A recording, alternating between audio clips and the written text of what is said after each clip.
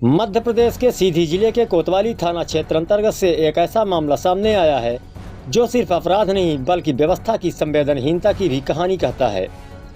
शिकायतकर्ता महिला के अनुसार आरोपी अशोक तिवारी पिता लाल बिहारी तिवारी निवासी पटेहरा सोनतीर ने उसके नौनिहाल बच्चों को जान से मारने की धमकी देकर न केवल दुष्कर्म किया बल्कि बरसों तक भय और ब्लैकमेल का जाल बुनता रहा।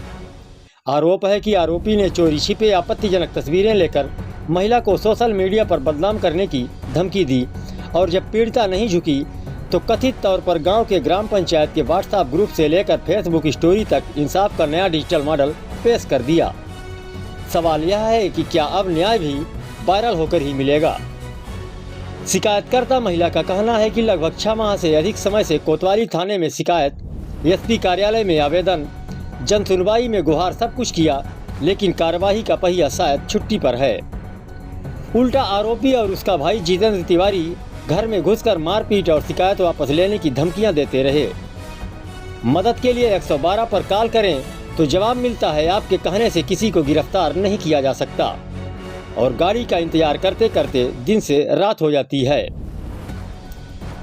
मामले में नया मोड़ तब आता है जब आरोपी को फरार कराने में उसके जीजा रामाश्रय मिश्रा निवासी ग्राम गाड़ा थाना कोतवाली सीधी का नाम सामने आता है, जो खुद शहडोल जिले में बस कंडक्टर है और वह भी शिकायत वापस लेने का दबाव बनाने के लिए जान से मारने की धमकियों का सिलसिला जारी रखे हुए है। अब पुलिस का वही पुराना बयान, जल्द गिरफ्तारी होगी, कड़ी कार्यवाही की जाएगी। सवाल सिर्फ इतना है, यह जल्द आखिर किस कैलेंडर में आता है। देखिए पूरी रिपोर्ट। 7-8 महीने से लगातार कोतवाली थाने जा रहे हैं सीधी में, जहाँ हमारी कोई कार्यवाही सुनवाई हो ही नहीं रही थी। मुझे वहाँ डांट के भगा दिया जाता था वहाँ से। और एक पटेहरा सोनतीर का लड़का है अशोक तिवारी, उसके पिता का नाम है लाल बिहारी तिवारी। वो मुझे मतलब 2-2.5 साल से परेशान करता है और मेरे साथ मतलब धमकी दे के ज़बरदस्ती गलत काम किया, उसकी वीडियोस बनाया और वो वीडियो वायरल करने की धमकी देता, बच्चों को मारने की धमकी देता। मैं जाके कोतवाली थाने में बताती, लेकिन वहाँ कोई FIR नहीं होती थी। FIR नहीं होती, मैं वहाँ एसपी साहब के पास गई। एसपी साहब यहाँ बोले तो ममता पाठक जो है कोतवाली थाने में, वो FIR भी की तो उसमें धारा मतलब झूठी लगाई धारा, जो कि 27 दिसंबर को लगाई थी। 27 दिसंबर को लगाई थी। उसके बाद 3 जनवरी को वो आरोपी फिर मेरे घर आया और मैं मैडम को फ़ोन की तो मैडम फ़ोन नहीं उठाई। 112 को कॉल की कि मेरे घर पे घुसा है, बहुत सारे लोगों को लेकर घुसा आया था, इसकी वीडियो भी मेरे पास है। तो वो आया, मैं थाने में फ़ोन की, थाने वाले बोले तुम्हारे कहने से किसी को हम अरेस्ट नहीं करेंगे और मतलब हमारे यहाँ फ़ोन मत लगाओ। फिर मैं मंगलवार को यहाँ जन सुनवाई एसपी ऑफिस गई। एसपी सर को मैं दिखाई, FIR भी दिखाई, सब कुछ दिखाई। तो एसपी साहब फिर यहाँ कोतवाली थाने फ़ोन किए, बोले कि वो करो, वो यहाँ TI साहब को फ़ोन किए, बोले कि ये जो बयान दे रहे हैं उसके थ्रू आप लोग धारा नहीं लगाए हैं, इसमें सही धारा लगाई, सही कार्यवाही कीजिए।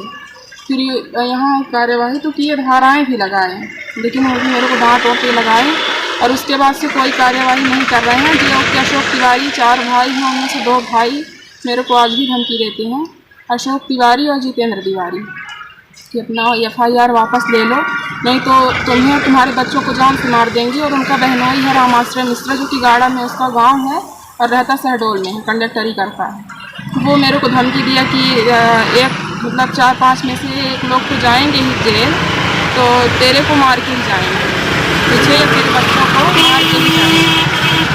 इस तरह से वो मेरे को धमकी दिया, जिसके लिए मैं यहाँ कोतवाली थाने में भी फ़ोन की, आई भी, बताई कि मतलब आवेदन भी दी। तो सर लोग बोले ठीक है हम उनको बुलाएंगे। उसके बाद मैं दोबारा जब आई तो बोलते हैं कि तुम्हारे कहने से हम किसी को कुछ नहीं करेंगे, गवाही लेके आओ।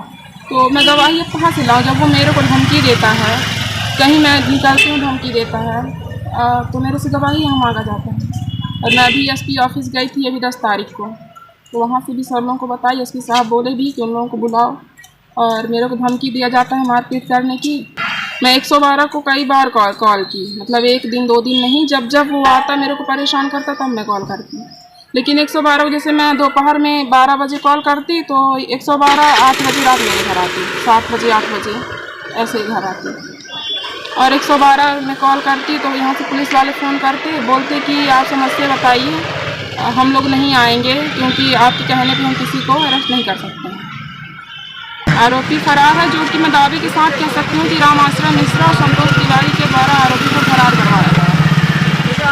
क्योंकि वो मेरे से खुद बोलते हैं और ये कहीं ना कहीं कोतवाली पुलिस को भी पता है कि वही लोग फरार किए हैं। और जिस दिन धारा लगी थी उस दिन भी मतलब थाने से ही कोई किसी ने उसे बताया था आरोपी को कि तुम्हारे मतलब उसमें ये धारा लग गई है इस तरह। और आरोपी का फ़ोन थाने में रखा है, लेकिन आरोपी थाने में नहीं। तो कैसी पुलिस है कि आरोपी का फ़ोन ले ली और आरोपी को छोड़ दी।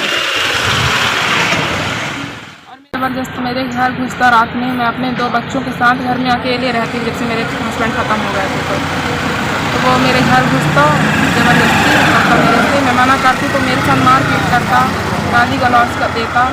और मेरे बच्चे सोते तो उन्हें बोलता कि इन्हें जान से मार दूँगा। और मेरी बेटी के साथ बोलता था कि तू नहीं करेगी तो मैं इसके साथ भी कुछ दिन में गलत करूँगा।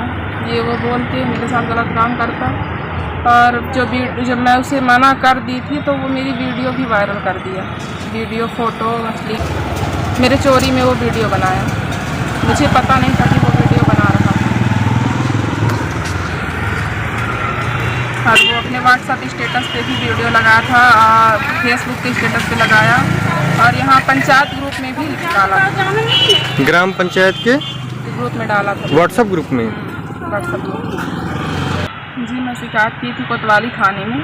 मैं शिकायत की, लेकिन जिसकी कोई भी कार्यवाही नहीं हुई, कोई जांच ही नहीं हो रही। मैं आज की यदि कोई दिक्कत आती है, मुझे मेरे घर में कोई घुसता है कि मार के धमकी कुछ भी होता है, मैं थाने में फ़ोन करती हूँ तो थाने वाले सुनते ही नहीं, फ़ोन कट कर देते हैं। मेरे को मारने की धमकी मिल रही है, मेरे बच्चों को मारने की धमकी मिल रही है।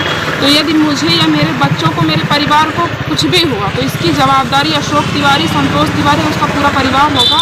साथ साथ राम आश्रय मिश्रा भी इसका जिम्मेदार है और सीधी पुलिस, कोतवाली पुलिस भी जिम्मेदार है। क्योंकि मैं कई बार, कम से कम 20 बार मैं आ चुकी हूँ कोतवाली और 5 से 6 बार मैं एसपी ऑफिस जा गई।